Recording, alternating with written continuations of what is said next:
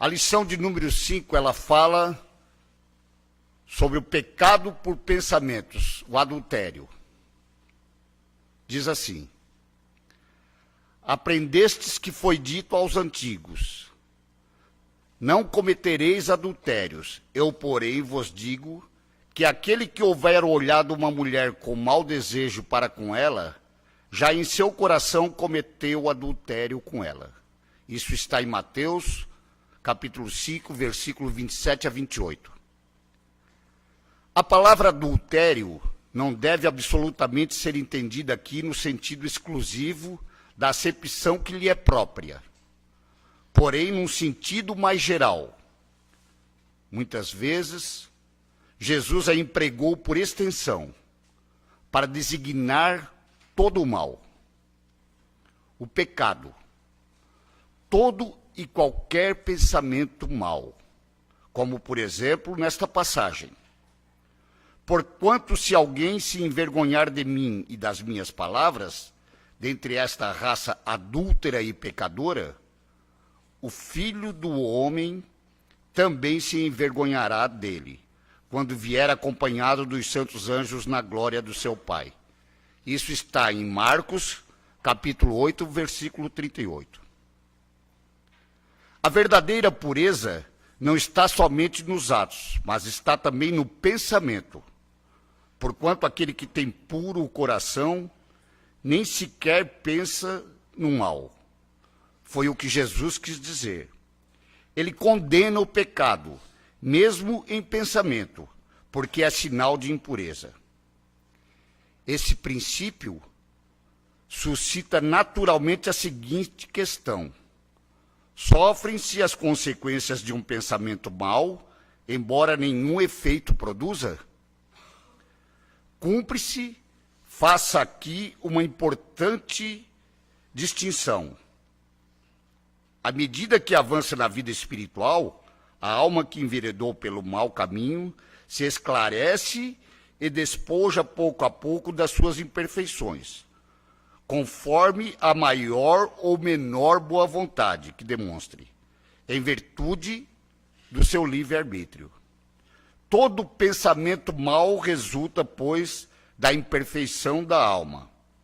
Mas, de acordo com o desejo que alimenta de depurar-se, mesmo este mau pensamento se lhe torna uma ocasião de adiantar-se, porque ela repele com energia, é indício de esforço para apagar uma mancha.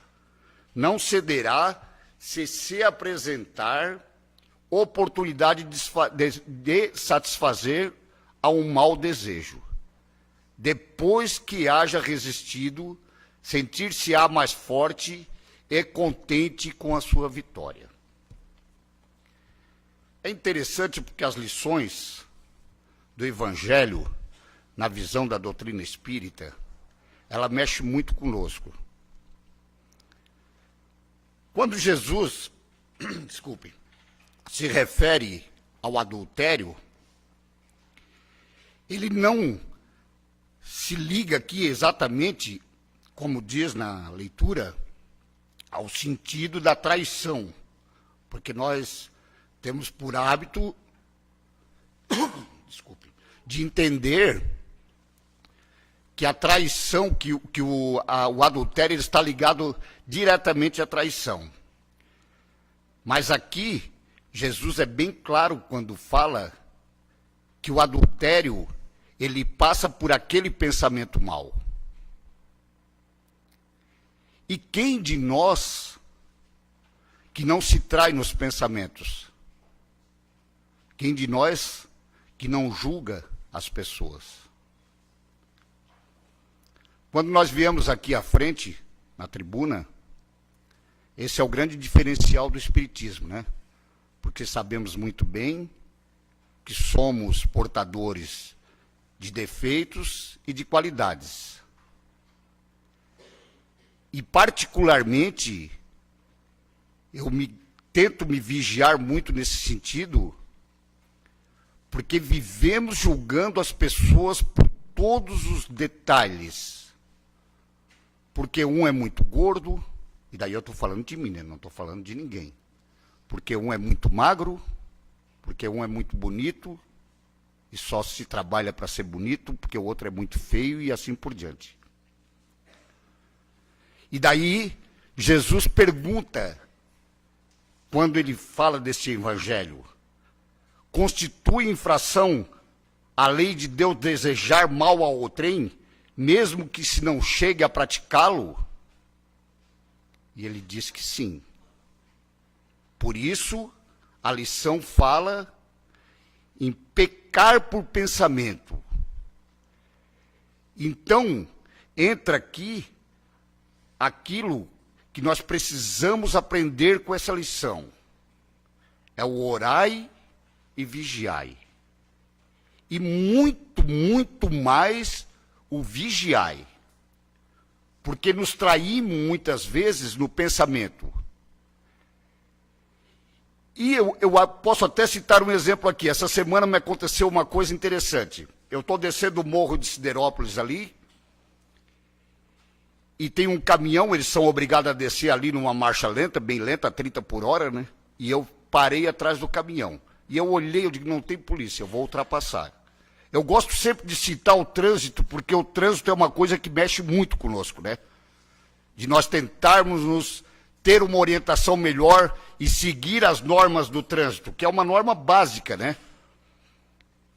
E eu, aquele dia, eu consegui me segurar e não ultrapassar. Mas quando eu vi, tinha uns 10 carros atrás de mim, todo mundo passava e me xingava. E eu fiquei pensando, né? Na verdade, eu estava louco para ultrapassar também. E esse é o se trair pelo pensamento, né? Na verdade, eu fiquei depois analisando o seguinte, eu só não ultrapassei com medo da multa, que hoje a multa é R$ 2.900, uma multa por ultrapassagem em faixa amarela, né? Mas a vontade que eu tinha de não me manter atrás daquele caminhão ali a 30 por hora era grande. Então, nós precisamos estar atentos ao seguinte, devemos manter nossos corações livres dos maus pensamentos, que isso é o vigiai, e nos esforçarmos ao extremo para cultivar as boas ideias, os bons pensamentos, e sempre procurar afastar esses maus pensamentos. Esse pecado por mau pensamento, né? Por fim, como agem os espíritos mais evoluídos quando assaltados por maus pensamentos? Repelem-no com energia. Assim, ainda que lhe apresente oportunidade, não cederão àquele mau desejo. É isso que nós precisamos estar atentos. Claro que não somos perfeitos, né, mas estamos aqui exatamente nessa busca, de nos trabalharmos, que talvez daqui umas 20 ou 30 em reencarnação, nós possamos dizer que somos um pouquinho melhor do que somos hoje, né?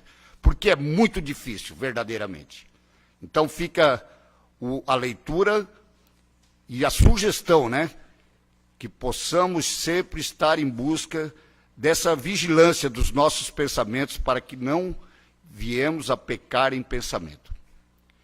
Então agora nós vamos passar a palavra ao nosso irmão Joneres, né, que é um trabalhador da nossa casa e que vai falar hoje sobre o meio ambiente. Então vamos vibrar para que o nosso irmão tenha facilidade para trazer aquilo que ele preparou para a noite de hoje. Seja bem-vindo, fique à vontade.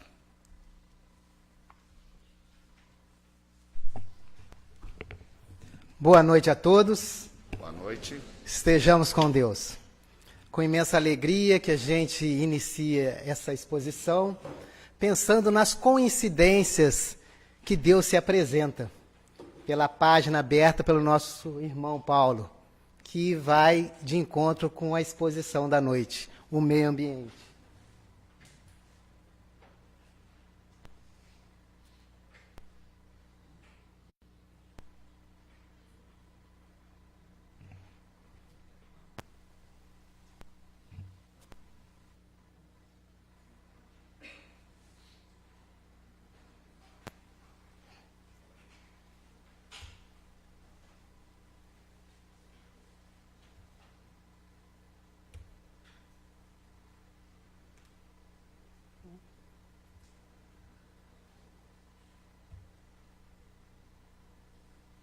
Meio ambiente. Comecemos então. Muitas das vezes a gente se coloca fora deste ambiente. Muitas das vezes nos nossos comportamentos diários, na nossa rotina, a gente não se vê integrante deste meio ambiente. Por isso que nós somos muitas das vezes capazes de prejudicar o nosso planeta, o nosso ambiente, a nossa casa. A ONU tem que o meio ambiente é o conjunto de elementos físicos, químicos, biológicos e sociais que podem causar efeitos diretos ou indiretos sobre os seres vivos e as atividades humanas. Então, nós estamos inseridos neste meio ambiente. Não somos um ser à parte deste mundo, deste planeta. E para relembrarmos os nossos tempos, de escola, nós temos alguns planos ou reinos, como coloca a ciência. O vírus, monera, protista, fungi, vegetal, animal e hominal. Nós decidimos colocar esses 7 pontos porque alguns cientistas creem que os vírus também fazem parte de um reino.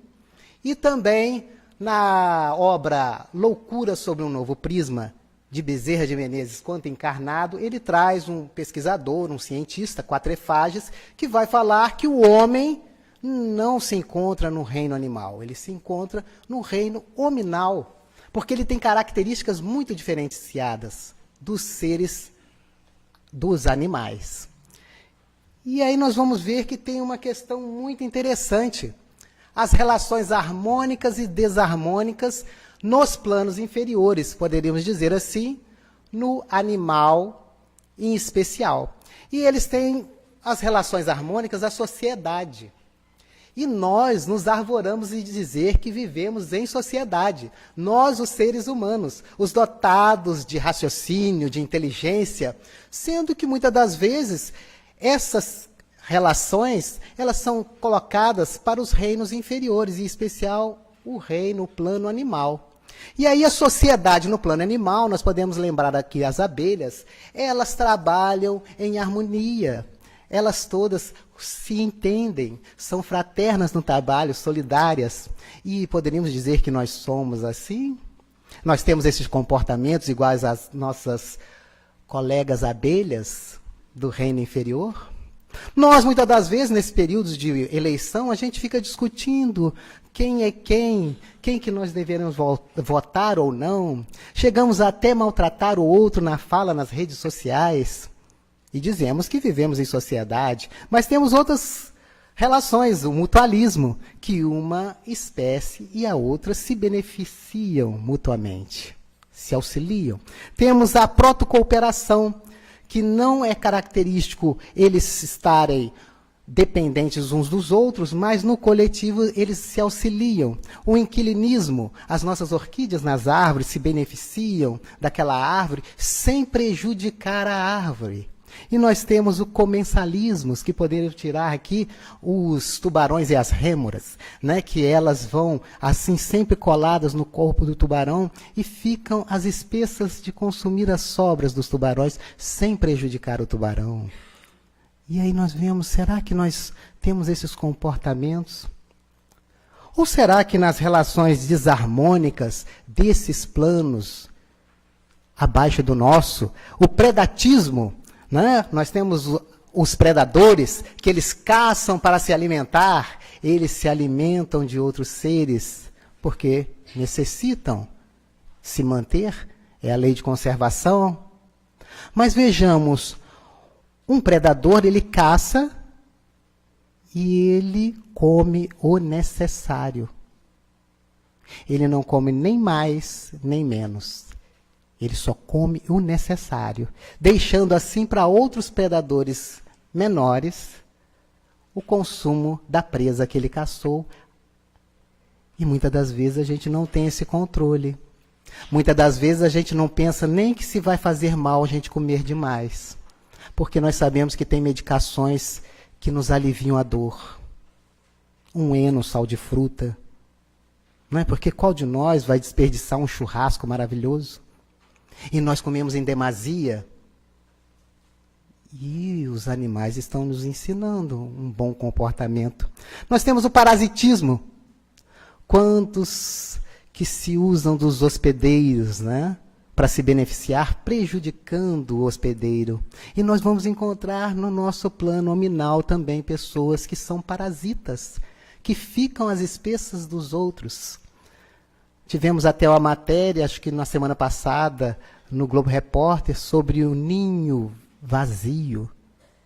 E vemos como estão atrasados os nossos repórteres, porque isso já é antigo.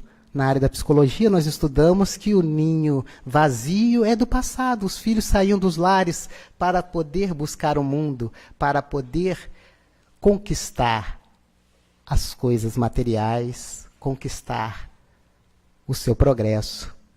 Mas, na realidade, hoje nós temos um retorno para os lares muito maior. Nós estamos vivendo um ninho cheio. Filhos de 45, 50 anos, até mais, vivendo às expensas dos pais aposentados. Em total parasitismo. Então nós temos que atribuir e falar do ninho cheio e o ninho vazio também. E aí nós temos a competição. Lá eles competem por espaço, eles competem por alimento, e da mesma espécie. E muitas das vezes falta para todos, porque eles se degladiam entre si para ter o que comer e acaba não sobrando nada para nenhum. Será que nós também vivemos essa competição? Será que também nós estamos competindo no nosso dia a dia, em detrimento de certos valores, em detrimento da fraternidade, da solidariedade, da tolerância? Então, os reinos inferiores ao nosso nos ensinam muita coisa do equilíbrio. E aí nós vamos ver que é muito interessante, porque no Livro dos Espíritos, Kardec vai tratar dos 3 reinos: mineral, vegetal, animal. E aí nós vemos que esses 3 reinos têm uma precisão. É como se tivéssemos uma estrada que não tem nenhuma bifurcação. Nenhuma encruzilhada. É um caminho reto. Esses 3 planos não se perdem. Esses 3 planos estão guiados sobre a lei divina ou natural. Não se perdem. Aí muitos vão falar, mas o meu animal de estimação não teve contato com o homem. Teve contato com o homem já é um problema.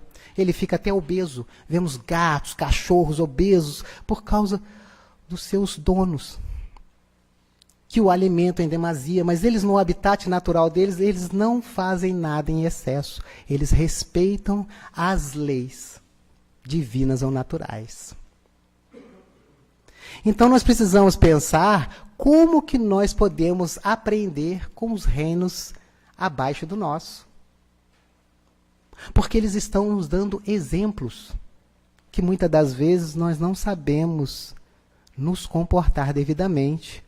Porque quando nós adentramos analisando a evolução anímica, que todos nós estamos inseridos, e aqui não cabe a gente entrar em pormenores, como é que foi essa transição de cada reino, de cada plano, mas nos interessa que no transitar do animal para o hominal, nós abrimos um leque tão vasto e tão poeticamente narrado na Bíblia,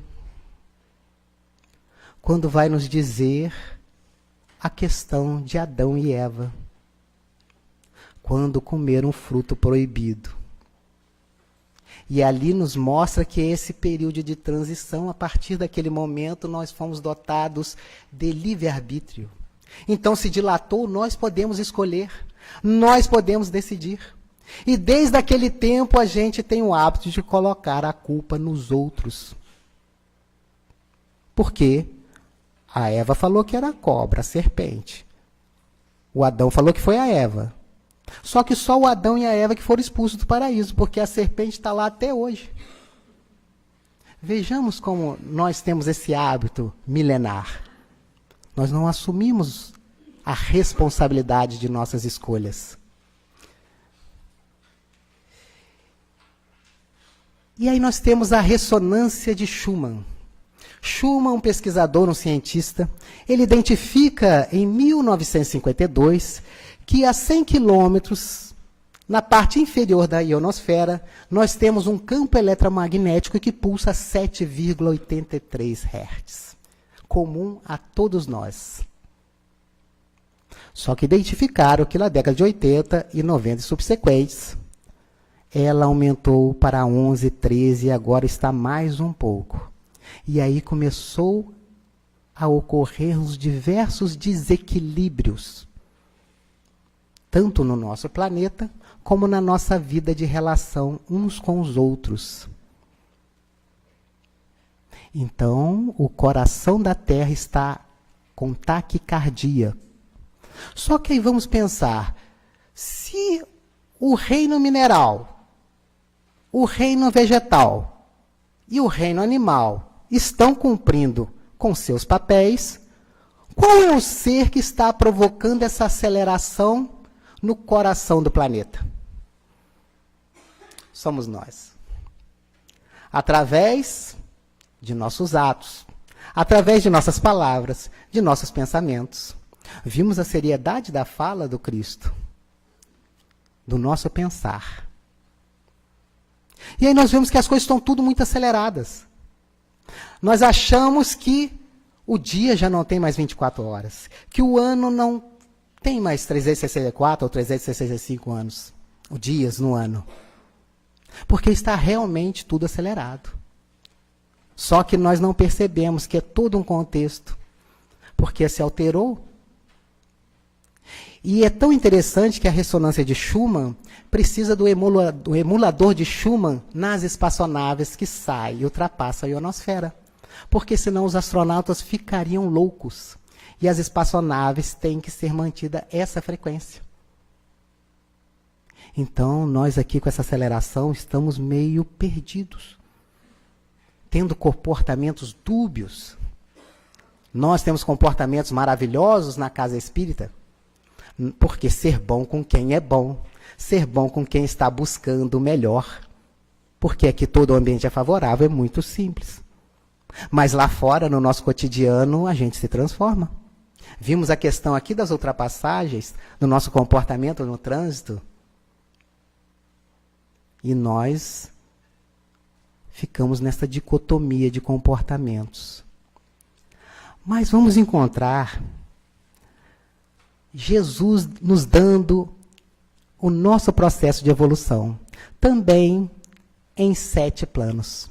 Muitas das vezes a gente identifica o Sermão da Montanha como sendo 9 bem-aventuranças. Mas se nós analisarmos em profundidade, iremos encontrar somente 7, e os outros 2 últimos são consequências relativas dos outros. Nós pegamos a tradução de José de Oiticica, direto do grego, e também utilizada na obra Sabedoria do Evangelho, de Carlos Torres Pastorino. Esse notável que nos traz minutos de sabedoria. Quantos de nós já não se deliciou com algumas páginas do Minuto de Sabedoria? Ele que tinha uma biblioteca de 30 mil obras e que as estudou as 30 mil obras. Na fala do próprio Divaldo Pereira Franco, que quando Carlos Torres Pastorino desencarnou, pelas mãos notáveis de Divaldo Pereira Franco, ele traz uma obra, Imortalidade em Permanência, uma obra que vale a pena ser lida. Ele que estudou em Roma teologia e saiu de Roma simplesmente pelo fato que o Papa não quis receber Mahatma Gandhi lá nos meados do século passado com as roupas que Gandhi usava. E ele então deduziu, se o Papa não recebe Gandhi com os trajes tão simples, ele não receberia Jesus também. E ele abandonou o Vaticano e voltou para o Brasil. E ele lançou a primeira obra de Divaldo Pereira Franco, Messe de Amor, que o próprio Divaldo narra que no dia do lançamento ele identifica que uma das páginas estava de cabeça para baixo. E aí ele já entrou novo, né? Então Carlos Torres falando, sem problema, Divaldo. Nós vamos pegar uma gilete e vamos cortar a folha e a gente cola.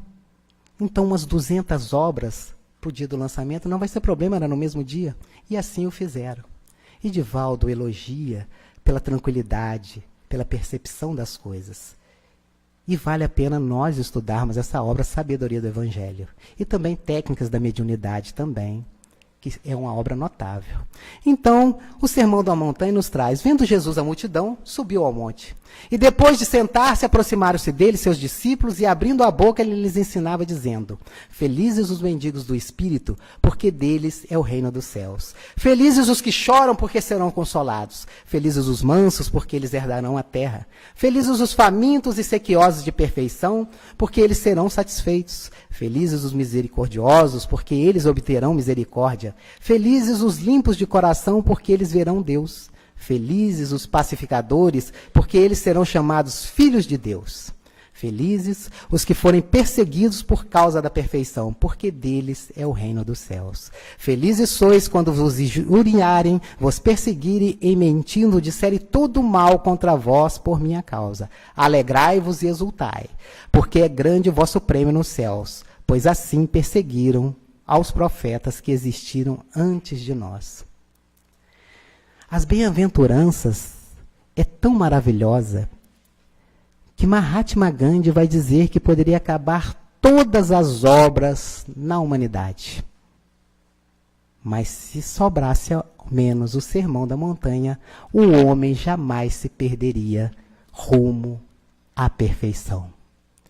E Carlos Torres Pastorino vai desenvolver de uma forma maravilhosa essas bem-aventuranças, que é o nosso roteiro nos diversos planos que todos nós estamos inseridos nessa evolução anímica rumo à perfeição. Felizes os mendigos de espírito, porque deles é o reino dos céus. Aqui, Carlos Torres Pastorino fala que é o primeiro plano. É o plano mineral, onde aqui o nosso estado de consciência é o sono profundo. A expansão, apenas vibração, porque no mineral, esse dinamismo, a agitação das moléculas, das partículas, dos átomos. Mas o mais interessante é que ele desenvolvendo, porque eu quero chamá-los a atenção para que vocês busquem essa obra para estudar, porque está na internet em PDF, porque a família proibiu de editá-lo após o desencarne dele. Então, é muito interessante que quando nós estamos no plano animal, no plano hominal, ao qual nos encontramos, todos os outros planos abaixo vão servir para nós nos identificarmos. Não só identificarmos esse processo de evolução, mas identificarmos também nós em certas posturas, principalmente no nosso estado de consciência. Porque quando ele traz um sono profundo, nesse plano mineral, nessa agitação, nesse movimento dos átomos, das moléculas, nós também, quando estamos na condição humana, temos atitude de sono profundo, em total letargia. E muitas das vezes, se nos darmos conta, sem nos darmos conta, nós temos um comportamento totalmente letárgico, totalmente profundo. E é nas mínimas atitudes. Veja só, imaginemos que estamos no nosso ambiente de trabalho, um companheiro tem uma atitude, ele é julgado de forma equivocada por outros, e naquele momento, nós como testemunhas, nós ficamos totalmente calados perante a uma injustiça. Isso não é um estado de sono profundo, de total letargia, de total desrespeito para com o companheiro? E quantos de nós já não teve esse comportamento num total sono profundo em detrimento daquele que está sendo injustiçado? Então nós vemos que não só para o plano mineral, mas dentro do próprio plano hominal nós temos esses diversos níveis. E o Cristo na relação do plano, eu sou o pão vivo. Por isso os mendigos do Espírito. Porque nós estamos mendigando este pão, estes valores espirituais. Porque nós somos espíritos encarnados. E nós buscamos este pão vivo que Jesus nos ofertou, através dos seus ensinamentos. toda proposta do Evangelho é uma proposta espiritual. Por mais que nós, na nossa ignorância, por mais que nós, mediante ao tempo, nós tentamos deturpar e dar uma conotação material das coisas, dos ensinamentos do Cristo. Mas é uma proposta de elevação. E na prece, liberta-nos do mal. Liberta-nos, sim, desses nossos desejos equivocados, dessas questões puramente materiais. Porque o mal aqui é o supérfluo. Muito bem colocado na obra basilar. Na questão 922 do Livro dos Espíritos, quando Kardec vai nos dizer sobre o necessário e o supérfluo, perguntando sobre a felicidade terrestre. O que basta para um constitui desgraça para outro. Haverá, contudo, alguma soma de felicidade comum a todos os homens? E os espíritos vão responder com maestria. Com relação à vida material, a posse do necessário. Com relação à vida moral, a consciência tranquila e a fé no futuro. Será que nós nos contentamos com o necessário? Por isso que nós falamos na nossa oração, liberta-nos do mal. Porque quando nós perdemos o equilíbrio, no sentido de não mais identificar que estamos no mundo para vencer a nós próprios, que estamos no mundo para desapegar das coisas, por mais que nós tenhamos que ter o equilíbrio. Porque no Evangelho nos fala que nós temos que cuidar do corpo e cuidar do espírito. Então nós temos que ter uma harmonia, um equilíbrio. Usarmos as coisas materiais com discernimento, dentro do que é necessário. Porque toda vez que nós buscamos o supérfluo, nós nos atrapalhamos, nós nos complicamos. No próximo, que é felizes os que choram porque serão consolados, ele nos traz o plano vegetal. E ali nós vamos ter um estado de consciência de sono sem sonhos. Já não é um sono profundo. A expansão, a sensibilidade e as sensações. Nesse fototropismo que os vegetais buscam a luz. E ali nós desenvolvemos esse potencial. Cristo, em relação ao plano, eu sou a luz do mundo. Não é à toa que os vegetais buscam o sol. A prece não nos induz às provações. E não é fácil viver no mundo.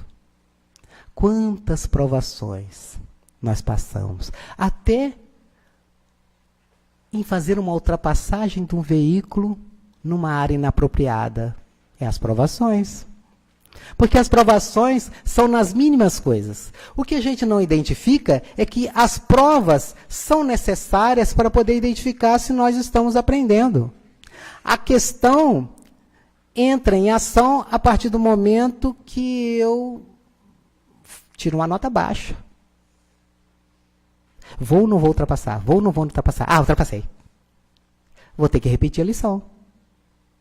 E aí, se eu ficar rebelde, vai vir as expiações. Porque, às vezes, na 10ª ou na milionésima ultrapassagem, pode ser que eu encontre um veículo vindo do lado contrário. E, às vezes, eu não vou desencarnar. Às vezes, eu vou ficar tetraplégico, paralítico. Para que eu me dê conta, porque eu estou sendo rebelde.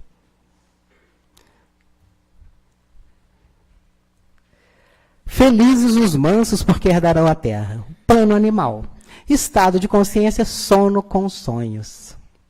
Agora começamos a sonhar, porque o próximo é onde nós estamos.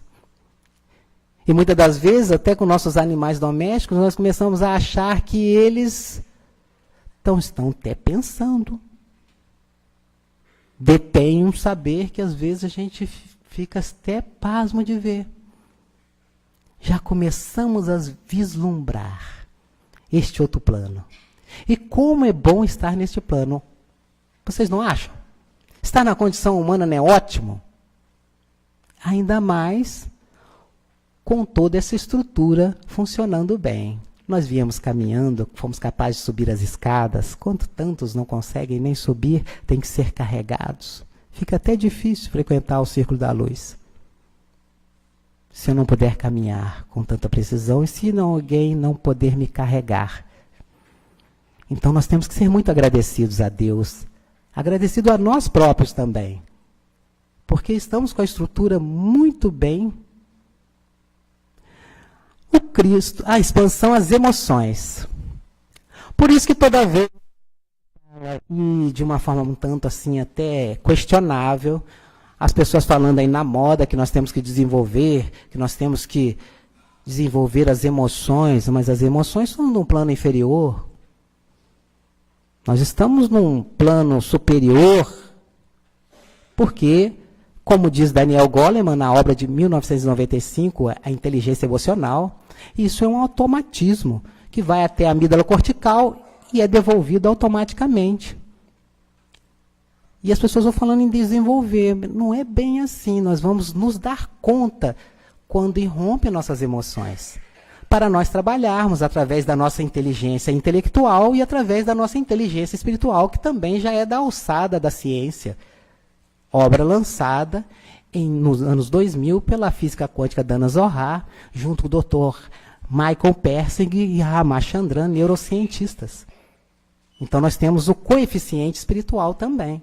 E dentro dessa estrutura, eu vou me dar conta quando irrompem as minhas emoções, para que eu possa educá-la. Por isso que Kardec não podia ser diferente. Era um excelente pedagogo, um excelente educador. Por isso o Livro dos Espíritos é maravilhoso, porque é feito de perguntas e respostas. E Kardec sempre volta à carga quando não fica tão clara a resposta para o entendimento nosso. Não para aquela pleiade de espíritos encarnados notáveis, que são os clássicos. Leon Denis, Camille Flammarion, Ernesto Bozano, Alexander Kissakov, William Crookes. Eram espíritos mais preparados. E muitas de nossas dúvidas não condiziam a dúvidas deles. Quando Kardec formula as perguntas, se nós compreendermos bem as perguntas, nós vamos identificar que ele já sabia a resposta pela forma como ele perguntava. E Kardec, na questão 685A do Livro dos Espíritos, vai falar que a educação é a arte de formar caracteres. É o conjunto dos hábitos adquiridos. Que quando nós dominássemos essa estrutura, que se chama educação, nós não teríamos mais problemas com violência, com os suicídios, com tantas outras coisas. Só que nós nos decuramos, nós deixamos de lado esse fator que é a educação. E muitas das vezes, equivocadamente, achamos que a escola tem que fazer o papel de nós, os pais.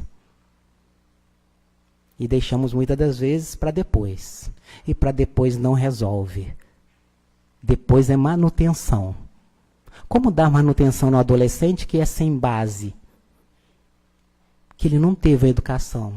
Porque nós estávamos ocupados em dar coisas, ocupados buscando às vezes o supérfluo, e nunca tivemos tempo para nos doar aos nossos filhos, exemplificando valores, falando dos valores, vivenciando, pensando, numa total harmonia da nossa fala com nossas ações, para podermos educar com maestria. E aí na adolescência, se nós não demos base, e eles quando começarem a romper, quando a glândula pineal começar a disparar, secretar certos hormônios, lá pelos 15 anos de idade, aí a gente acha que eles surtaram. E na realidade eles estão vendo todo o material de outras existências para presente. E se ele não era lá um espírito um tanto equilibrado, ou ele carregava diversas imperfeições em certas áreas, se ele não teve base, ele vai se atrapalhar. E nós seremos os responsáveis. Porque é tão engraçado, porque nós, quando os temos, quando eles nascem, nós não perguntamos nada para eles. Se eles querem receber aquelas injeções, né, aquelas vacinas terríveis, nós vamos lá e ministramos porque nós temos certeza que vai fazer bem para eles. Quando chega o período escolar, nós não perguntamos para eles se eles querem estudar. Nós vamos lá e os matriculamos, porque eles necessitam da instrução para serem alguém na vida. Mas quando entra no aspecto da religião, o aspecto moral, nós achamos que eles devem escolher quando estiverem mais velhos. É de lamentar esta postura. É de lamentar até que as sociedades espíritas, nas suas escolinhas de evangelização, têm poucos filhos. É delicada a questão. Então nós precisamos repensar. Porque se nós queremos um mundo melhor, nós temos que preparar as gerações futuras. Porque nós já estamos chegando em fim de carreira. Porque qual de nós pode falar aqui que não iremos desencarnar daqui a poucos segundos? Nós não sabemos. Será que estamos aproveitando bem nossa existência? E a prece desliga-nos de nossos débitos, assim como desligamos aqueles que nos devem. Nós começamos a nos libertar do apego. Aí sim nós podemos adentrar no nosso plano hominal. Felizes os famintos e sequiosos de perfeição, porque eles serão satisfeitos. Todos nós, em essência, carregamos este impulso para conquistarmos a perfeição relativa que nos cabe, porque nós jamais seremos perfeitos. Perfeito é só o Pai Celestial. Nós chegaremos a espíritos puros, porque se nós chegarmos à perfeição, nós vamos fazer concorrência com a divindade. Então nós seremos deuses com D minúscula, não Deus com D minúscula, com D maiúscula. Então nós nos tornaremos espíritos puros. E o exemplo que nós temos, exarado na questão 625 do Livro dos Espíritos, como ser mais perfeito que Deus nos ofertou, Jesus. E poderíamos dizer assim, sem a menor sombra de dúvida, que Jesus se apresentou aí uns 2, 3% da sua perfeição. Porque senão, como até exara no Evangelho, muita luz cega. Nós não comportaríamos. Se nós já criamos todo esse embaraço com o que ele já deixou para nós, imaginemos se ele demonstrasse toda a sua elevação. Aí que a gente já está pior mais ainda, depois de 2000 anos. E aí o plano nominal. O estado de consciência semi-vigília. Ainda não estamos despertos. Estamos na expansão da oposição entre o eu e não eu. Quantos de nós, às vezes, não se confunde que ora nós somos matéria, ora nós somos espíritos? Quantos de nós, às vezes, no nosso dia a dia, nós nos comportamos mais como um corpo do que como espíritos? Quantos de nós, às vezes, não se desespera porque nós iremos desencarnar? Então, nós ficamos nessa luta. O eu real e o não eu. É como se fosse uma propaganda do passado de um shampoo anti-caspa. Parece, mas não é. Denorex. Os mais antigos vão lembrar. Então, parece, mas não é. Então, na casa espírita, a gente parece que conquistou certos patamares de entendimento, certos patamares morais. Mas lá fora, a gente se apresenta mais ou menos. Mas em nossos lares, nós apresentamos mais próximo da realidade. E aí, se a gente é preguiçoso mesmo em casa, a reclamação é dos filhos, da esposa, ou de quem lá esteja lá. Mas na casa espírita, a gente às vezes até varre o chão da casa espírita, serve a água fluidificada, a gente faz e acontece. E aí nós ficamos nessa dicotomia. E aí nós nos mascaramos para sermos aceitos. E a gente fica nessa dualidade constante. E o Cristo, em relação ao plano, eu sou o bom pastor. É o que nos guia. É o nosso guia e modelo. E a prece dá-nos hoje o pão substancial. O nosso pão de cada dia. É o que é real. A doutrina espírita nos dá o pão real. Nos dá a noção da realidade que somos. Espíritos encarnados, passando por um processo de progredirmos constantemente através das inúmeras existências. Felizes os misericordiosos, porque obterão misericórdia. O plano do Espírito. Esse é o patamar que nós estamos tendendo. Super-homem. Esses são os verdadeiros heróis. Quando nós ascendemos. O estado de consciência é vigília. Desperto. Por isso que é muito interessante lá a história, nos contos, quando o Buda estava caminhando, o príncipe Siddhartha Gautama, conhecido como Buda, ele caminhava por uma rua e um mendigo virou para ele e falou: você é um diabo? O que você é? Ele falou: eu só estou acordado. Porque essa é a diferença. Será que nós estamos acordados? Porque se ainda a gente se deixa levar pelos prazeres e desejos de forma desequilibrada, sem um equilíbrio, demonstra ainda nossas imperfeições. O Cristo, em relação ao plano, eu sou a ressurreição da vida. Nós todos estamos para ressuscitar de nós próprios. Não estamos aqui para modificar ninguém. Estamos aqui por nós próprios. Para o autoburilamento, o autoconhecimento. E o melhor de tudo, podemos fazer isso juntos. Por isso que Kardec vai dizer, na obra Livro dos Médiuns, que toda reunião é um ser coletivo. Estamos aqui juntos e podemos nos ajudar. E automaticamente nós estamos trabalhando aqui hoje. Todos nós estamos trabalhando neste momento, sem nos darmos conta. Todo aquele que estiver aqui, centrado aqui realmente, não aquelas missas de corpo presente do passado, que era só o corpo, mas nossa mente estava em outro lugar. Se nós estivermos aqui, realmente, nós estaremos trabalhando. Os bons espíritos estarão manipulando nossos fluidos, nossas vibrações equilibradas e auxiliando, às vezes, um do nosso lado que não está bem. Imagina essas vibrações sendo levadas para os hospitais, para todos os lugares. Olha como é bela essa doutrina.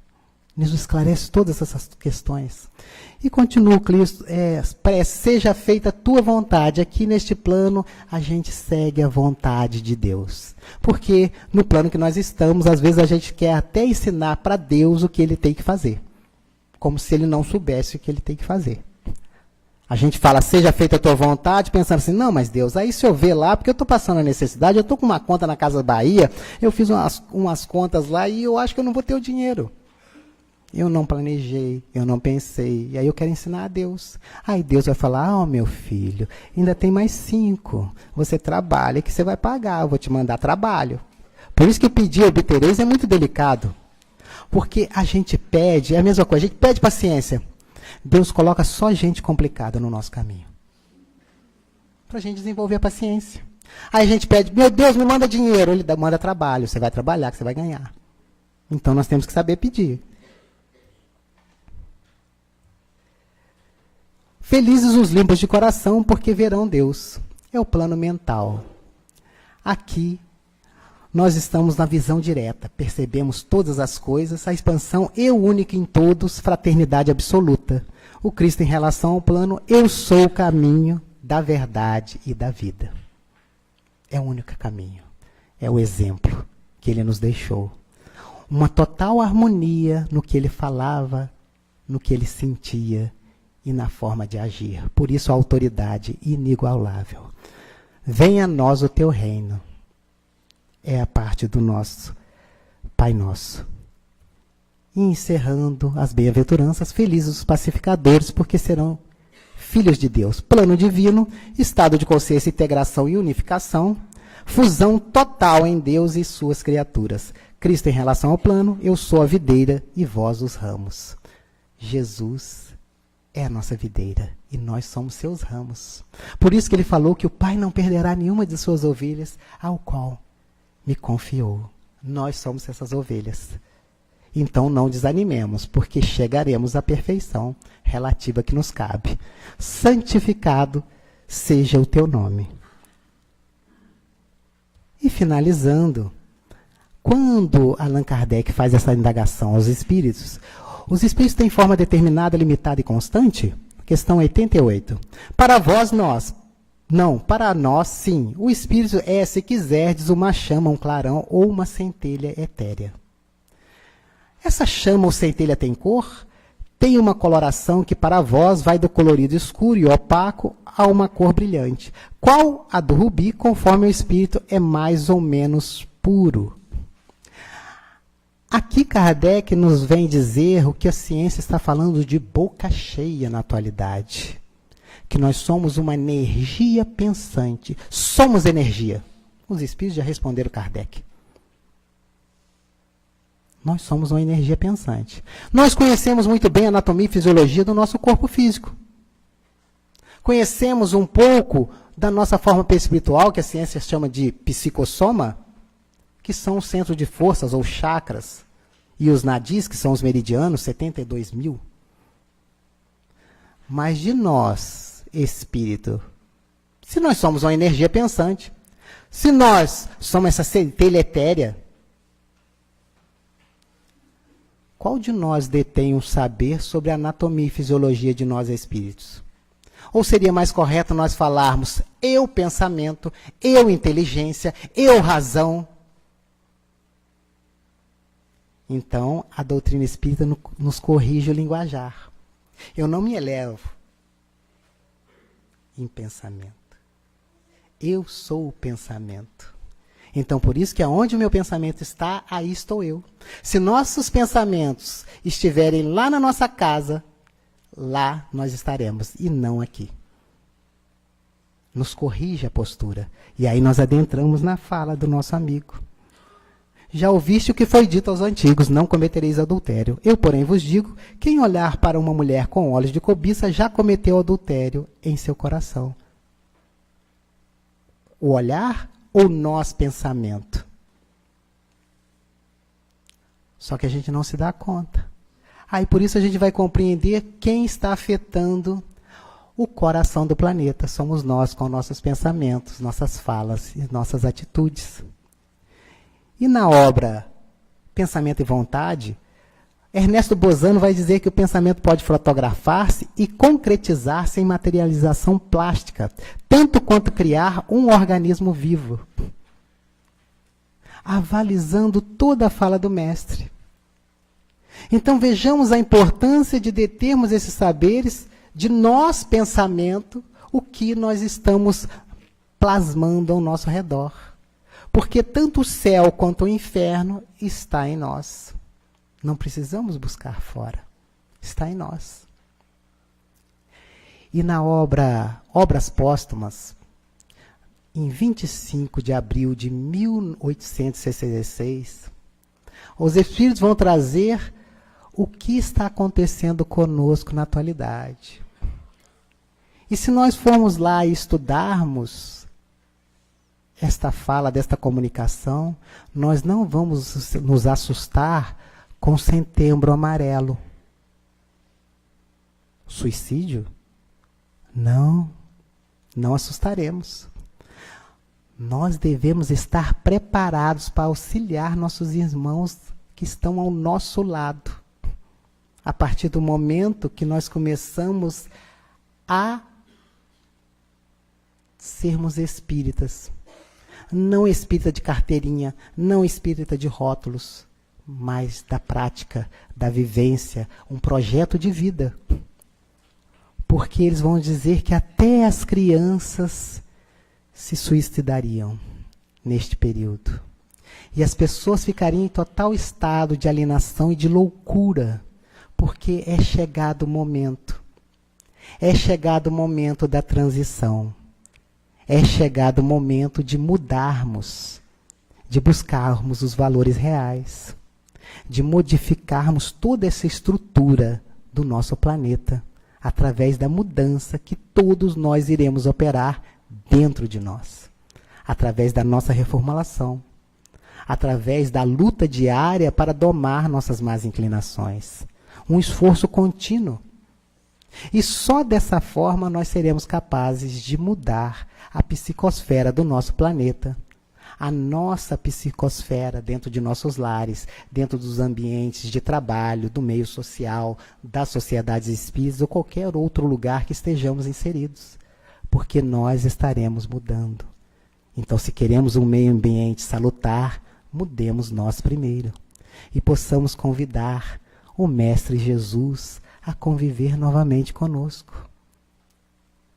Um amigo desencarnado, compositor notável, João Cabete de Valência, que tivemos a oportunidade de participar de diversos encontros de jovens lá no passado, década de 80, ele dizia que vem Jesus, nosso divino amigo, vem trazer-nos a tua paz, pois só tu és, Senhor, o nosso abrigo, abrigo que venturas mil nos traz. Vem ao meigo Nazareno, este mundo de dores, de horrores, consolar.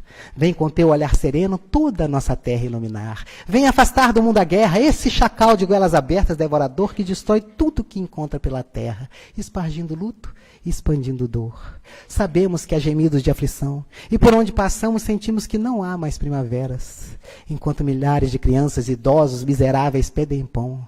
Incontável o número de homens poderosos que se engalfinham como feras. Vem, Senhor, vem reflorir nossos caminhos. Vem, Senhor, vem perfumar os nossos corações, exterminar a dor e fazer calar a boca dos canhões, o tilintar das baionetas, os silvados dos mísseis. Vem, Senhor, com o teu amor tão profundo, iluminar as nossas consciências para que nos tornemos instrumentos teus, na paz, pela paz, para a paz, e fazer feliz o mundo. Vem, Senhor, vem, Senhor. Uma boa noite a todos e muito obrigado.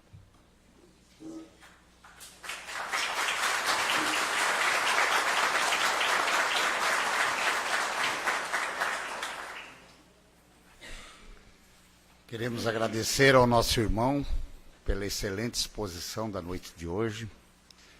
Pedir a Deus, nosso Pai, que continue iluminando ele para nos trazer mensagens tão bonitas como as da noite. Muito obrigado, meu irmão.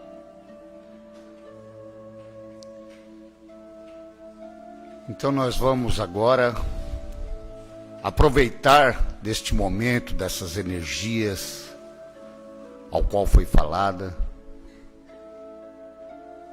emanando essas energias positivas. A contribuição de todos é importante para a magnetização das águas que se encontram sobre a mesa, pedindo aos mentores deste trabalho, a Deus nosso Pai, que retire do seu laboratório divino todos os fluidos necessários e coloque sobre aquelas águas. Lembrando que neste momento nossas energias são importantíssimas também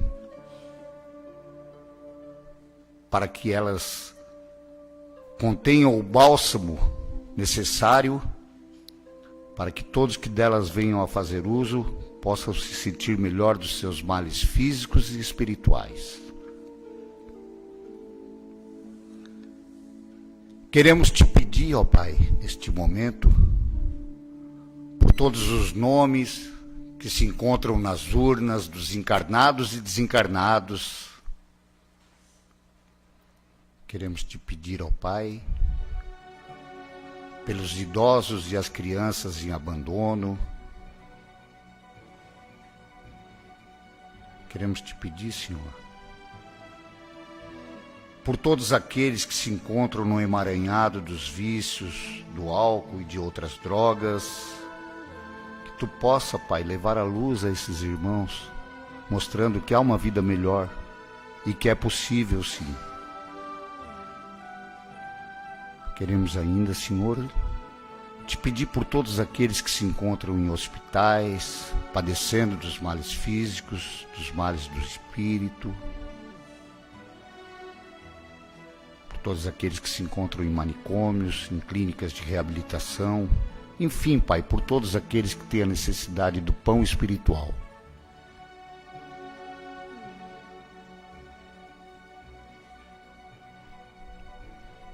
E agora nós queremos pedir por todos aqueles que não puderam estar presentes nessa casa essa noite, mas que gostariam de estar aqui.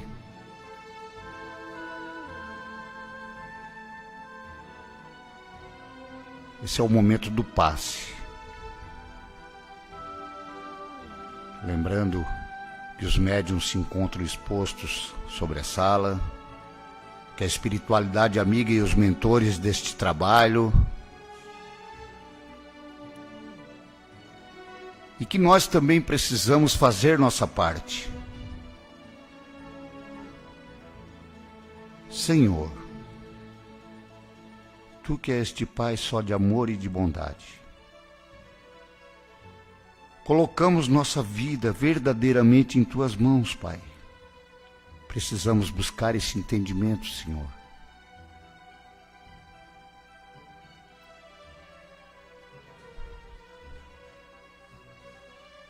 E assim, Senhor, com o coração cheio de alegria, com o pensamento voltado até o nosso Pai, até Jesus, nosso Mestre, modelo e guia, nós vamos encerrar este momento de oração com aquela que é a prece que o Mestre Jesus nos ensinou, que diz assim: Pai, Pai de amor e de bondade, Pai nosso que estais em toda parte, santificado seja o Teu nome. Venha a nós, ó Mestre, o Teu reino, seja feita a Tua vontade, e não a nossa, aqui na terra como nos céus. O pão nosso que dai-nos hoje, perdoa, Pai, as nossas dívidas, assim como queremos e devemos perdoar aos nossos devedores. Não nos deixe, ó Pai amado, cair nas tentações. Te agradecemos, Pai, por essa oportunidade de estarmos aqui, porque Tu mesmo disse, ó Mestre Jesus, que onde houvesse 2 ou mais pessoas falando em Teu nome, que ali estarias. Nós não temos dúvidas da Tua presença entre nós, ó Pai amado. Que assim seja. Uma boa noite a todos, um ótimo retorno aos seus lares.